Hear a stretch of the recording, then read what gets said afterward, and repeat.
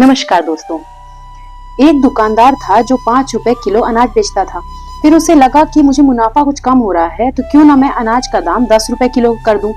तो पर इसके लिए उसे राजा से अनुमति लेनी जरूरी थी। तो वह राजा के पास गया और राजा से बोला कि महाराज, मैं चाहता हूँ कि जो अनाज मैं 5 रुपए किलो बेच रहा हूँ वो मैं 10 रुपए किलो बेचूं, तो मुझे मुनाफा कुछ बढ़कर मिले।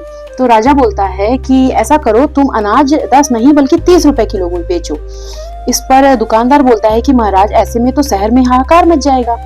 तो राजा बोलता है कि कोई बात नहीं, मैं हूं ना, तुम चिंता मत करो, तुम अनाज को 30 रुपए किलो ही बेचो। दुकानदार बोला ठीक है, और उसने अगले दिन से अनाज को 30 रुपए किलो के हिसाब से बेचने लगा। लेकिन वही हुआ जिसका डर था, पूरे शहर में हाहाकार मच गया और जनता अपनी शिकायत लेकर राजा के पास गई। राजा ने उनकी शिकायत सुनी और फिर उस दुकानदार को अपने राज दरबार में बुलाया।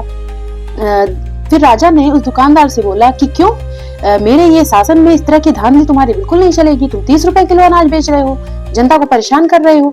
चलो, आज से तुम आधे दाम में अनाज बेचोगे।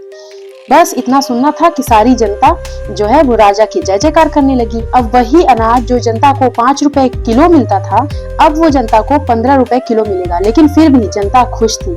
जनता भी खुश, राजा भी खुश और दुकानदार भी खुश। इसीलिए कहा जाता है कि जो जनता को मूर्ख बनाने में कामयाब हो जाए वही शासक बन सकता है और वही जनता पर शासन कर सकता है। धन्यवाद।